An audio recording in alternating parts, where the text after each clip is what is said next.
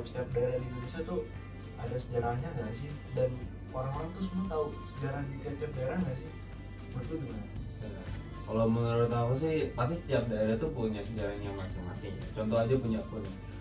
Jadi di Temanggung itu ada suatu kawasan Candilan di situ. Itu tuh katanya tuh lebih besar dan lebih tua daripada Candi Borobudur. Tapi itu juga apa ya? Cuman hanya terdengar sekilas. Jadi apa ya? Memang banyak setiap daerah tuh. Tapi untuk mengeksplornya tuh kayak jarang tuh. Kalau di tempat lo gimana?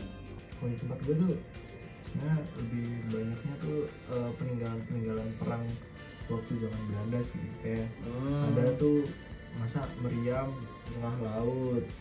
Itu kalau misalnya airnya lagi surut tuh meriamnya kelihatan gini di laut.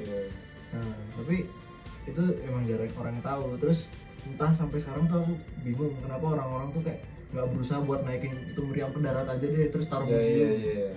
Jadi mungkin gitu sih kalau di tempatku. Kalau misalnya tempat ini apa ya? Cirebon emang ada apa ya? Cirebon plus sejarah. Halo. Oh iya nih Ini dia. lagi pada bahas apa nih? Bahas sejarah ya di tempat masing-masing. Gitu.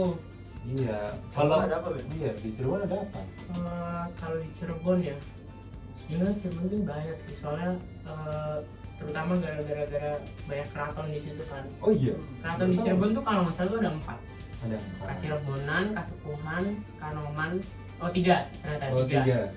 Tiga. Sama satu lagi tuh ada peninggalan sejarah tuh Gua Singaraji yang katanya bisa bawa kita ke Mekah sama Cina. Oh iya, gue pernah dengar itu. Iya, Lu juga. pernah nggak gitu? Itu keren. Tapi ya ada yang bener-bener orang-orang tuh nggak tahu sebenarnya di Cirebon tuh ada apa. Jadi di Cirebon dulu itu sekitar tahun 1800-an kalau nggak salah tuh 1818. Iya. Itu tuh ada yang namanya peristiwa Gedondong. Iya kayak nama buah ya. Iya, rujak asik kan ya. Betul sekali. Terus abis itu ternyata Gedondong itu wilayah di Cirebon. Jadi Oh. nama perangnya tuh diambil dari wilayah Cirebon. Oh iya. Nah, jadi itu aku dikasih tahu ya sama nenek aku. Nenek aku kan asli Cirebon gitu. Jadi itu perang Gedondong tuh merupakan peristiwa perlawanan dari Kesultanan Kacirebonan. Kesultanan Cirebon. Cirebon. Iya. Tapi Kesultanan Cirebon kan ada 3 ya tadi. Iya. Dari keraton-keratonnya itu. Nah, itu terhadap peraturan Belanda yang semakin bikin orang Cirebon itu susah. Oh. Nah, iya. Jadinya intinya kaum Belanda nih pengen pokoknya peraturannya makin ketat deh, Iya. yang bikin rugi banyak masyarakat di Cirebon. Serakah banget ya. Iya. Kayak ini kayak pemerintah. Jangan dong. Maksudnya bikin rugi masyarakat nih gimana nih? Nah, ya itu intinya latar belakangnya tuh ya. Latar belakang dari peperangannya itu tuh intinya tadi yang aku bilang itu rasa apa ya? Rasa ingin pemberontakan lah. Keresahan hati. Iya, keresahan hati dan ketidakpuasan rakyat di Cirebon itu terhadap kan waktu itu kan masih banyak apa Belanda yang megang wilayah itu kan. Iya, Jadi iya, kayak iya. intinya ya masyarakat Cirebon di Gedondong itu muak lah sama peraturan Belanda ini. Nah, terus dari kehidupan sosial ekonomi rakyat yang memburuk terus dipadukan dengan melemahnya akhirnya berkembang menjadi gerakan perlawanan dalam melawan kekuatan bangsa asing, terutama Belanda ini. Itu ya jadinya intinya kayak dari ekonomi dan sosial rakyat yang memburuk dan juga dipadukan dengan kehidupan politik dari kesultanan, jadinya mereka ingin memberontak di Belanda itu. Nah, tahu aku juga nih kronologinya perangnya tuh, jadi perakyatan itu menggunakan strategi apa sih namanya? Gerilya. Gerilya. Gitu, Ternyata ya. aku kayak bukan cuma di Ponegoro, men. Iya. Luas banget ya ternyata ya. Iya. Iya dong. Nah, terus ada juga nih taktik yang bernama perang tutup kembu atau disebut juga dengan jebakan. Jadi, Iya. wow. Kreatif juga ya? Perang tutup kembu itu bahasa apa ya? Gak tahu. Nggak Kayaknya tahu. bahasa Cirebon deh. Iya. Ya, jadi intinya kayak perang tutup kembu tuh kayak suatu jebakan dari ya masyarakat Cirebon yang ingin memberontak itu dengan menjebak kaum Belanda gitu. ya intinya jebakan gitu. Iya. Soalnya kalau nggak salah tuh perangnya tuh 2 periode kan sih. Oh iya, benar. Dari 1816 sampai 1818. Ingat aku ya. Terus di perang Kedondong tuh ada nggak sih tokoh-tokoh yang berperang gitu kan? Kalau setahu aku tuh kalau nggak salah ada 3 ya. 3. Pertama tuh ada Bagus Rangin. Bagus kan? Iya namanya. Iya namanya bagus banget. Emang bagus. Emang bagus. Bagus Rangin itu pemimpin rakyat Cirebon di situ. Jadi ya dia jasanya tuh kayak memikirkan tentang strategi bagaimana untuk menyerang kaum Belanda di periode yang pertama. Tadi lupa mention aku kalau periode pertama tuh di 1802 sampai 1812. Oh itu Iya, periode Tahun pertama. juga. Iya. Lama banget ya ternyata. Terus lanjut ada Bagus Jabin.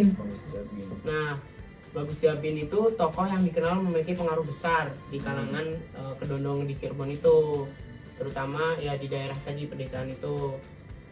Terus ada lagi Bagus Rit. Nah, Bagus Rit ini jarang banget buat di mention di cerita Kedondong ini. Underrated ya. Underrated. Semua orang tahu ya. Iya. Nah, Bagus Rit itu salah satu tokoh penting dalam perang Kedondong 1818 di periode kedua. Oh. Iya, jadi akhir-akhir perang tuh berarti. ya intinya sama aja sih, dia kayak memimpin perlawanan dan penggerak rakyat juga. Terus kayak ya intinya penyemangat rakyat gitulah, yang menginspirasi rakyat untuk melawan ketidakadilan yang ada di Kedondong itu. Gitu. Udah kayak influencer aja tuh. Semangatin. Iya ya. Motivasi. Gila. Terus gue pengen tahu dampak-dampaknya apa sih? Iya. Kan masyarakat kecil itu ya yang dilawan ya. Iya. Pasti gede. Apalagi kan Cirebon kan kota kecil ya. Iya. Makanya. Banyak orang juga nggak tahu Cirebon, gue juga Gua juga biasanya nggak tahu. gitu ya. Buset, itu tempat gua. Terus ya intinya dampak dari perang ini tuh aku bahas 2 ya. Ada kehilangan kedaulatan dan ketegangan sosial. Nah, dari kehilangan kedaulatan dulu. Jadi perang ini tuh memperlemah Kesultanan Cirebon secara politik. Jadi gara-gara perangnya kan udah lama banget tuh ada. Iya. Bahkan sampai 2 periode kan. Iya. Satu periodenya aja tadi 10 tahun 10 kan. tahun. Jadi ya jadi ya intinya dia memperlemah Kesultanan Cirebon secara politik dengan intervensi Belanda. Kesultanan kehilangan kendali penuh atas pemerintahan dan seringkali harus mengikuti kebijakan yang ditetapkan oleh VOC. Jadi intinya ya gara-gara perang itu jadinya Kesultanan Cirebon tuh jadi ngikutin lah kebijakan yang ada yang dikasih sama VOC gitu. Nah, lanjut lagi, kalau dari ketegangan sosial ya, masyarakat lokal tuh seringkali harus berhadapan dengan kebijakan Belanda yang merugikan. Apalagi kan tadi kan pemicu dari peperangan ini kan dari ketidakpuasan dan pemerasan terhadap rakyat kan. Terus ya contohnya kayak pajak yang tinggi kayak sekarang ini, dan memonopoli perdagangan. Nah itu yang bikin rakyat terpicu buat gitu aja sih. Gila, zaman sekarang aja pajak segini tuh udah ngos-ngosan Iya. gimana kalau zaman dulu. Makanya zaman dulu Pusing aja juga. kayak Rp1 sekarang udah bisa 1 miliar dah. Iya. Macam tuh. Oh, Ya kalau dari lu nih gimana tanggapan lu dari ini? oh sih, ya apa ya? Ya keren sih, akhirnya kita tuh bisa menemukan suatu sejarah baru yang betul-betul unik. Namanya pakai nama buah Iya. di Cirebon. Bukan hanya terkenal dengan terasi dan kerupuk udangnya tuh. Iya. Karena ada sejarah juga. Bahkan baru tahu ada sejarah di Cirebon. Iya.